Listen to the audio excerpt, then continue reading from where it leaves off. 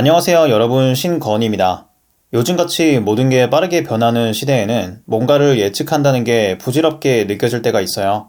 불과 3년 전만 해도 지금 이렇게 마스크 쓰고 백신 맞고 해외여행도 못 가고 이렇게 살 거라고는 상상하기가 어려웠죠. 그래서 어쩌면 우리에게 필요한 건 예측이 아니라 대응일지도 몰라요. 하지만 그렇다고 마냥 손 놓고 있을 수는 없으니까 뭐라도 알아야 할 것 같은데 뭐가 어떻게 되고 있는 건지 잘 모르겠는 그런 상황인 거죠. 그래서 가까운 미래까지도 영향을 미칠 수밖에 없는 세 가지 변화에 관해서 얘기해 볼게요. 여러분이 직업을 구하든 공부를 하든 컨텐츠를 만들든 도움이 될 거예요.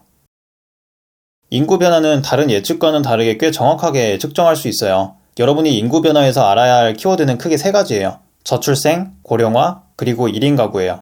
2022년 상반기를 기준으로 합계 출생률은 0.75명을 찍었어요. 작년 기준 0.8명대만 해도 세계 최저 수준이었는데 그보다 더 내려간 거죠.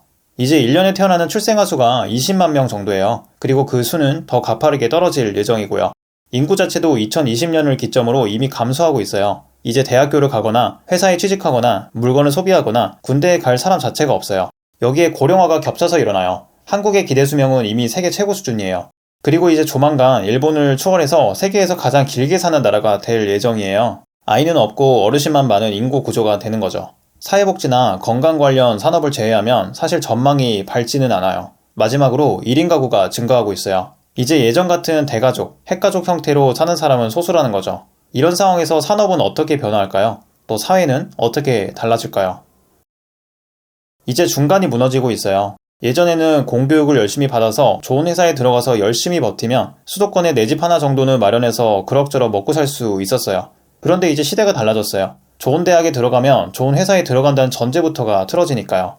우선 취직 자체가 잘 안 되고요. 집값은 코로나 이후로 엄청나게 뛰어서 도저히 살 수 없게 되었고요.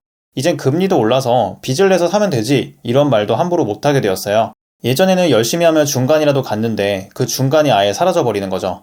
밑에서 위로 누군가를 올려주던 시스템이 더 이상 작동을 안 하니까요. 그 와중에 방법을 찾은 사람은 막대한 부를 손에 쥐지만 그렇지 못하면 근근히 먹고 살 정도만 벌고 살아요. 욜로족이 떴다가 요즘에는 무지출 챌린지가 유행이죠. 미래가 불확실하면 허리띠를 졸라매는 게 사람 본능이에요. 이미 직감하고 있는 거죠. 이거라도 없으면 정말 큰일 나겠구나. 더 중요한 건 뭘 어떻게 해야 할지 모르겠다는 거예요.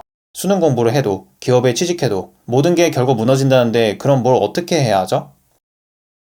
의미 추구는 어떤 대단한 철학적인 물음이라기보다는 내 삶의 이유를 보다 확실하게 찾고 싶어하는 내면의 욕구라고 볼 수 있어요.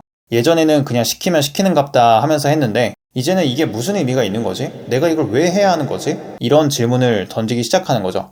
절대적 빈곤에서 벗어나니까 이제는 조금 더 상위의 욕구가 자리하게 된 거죠. 요즘 젊은 세대가 회사를 떠나는 이유도 이게 굉장히 커요. 이전 같으면 더 높은 연봉 주는 데를 찾아서 옮겨 다니는 정도였다면 이제는 내가 일할 명확한 이유를 제시해 주는 곳을 찾는 거죠.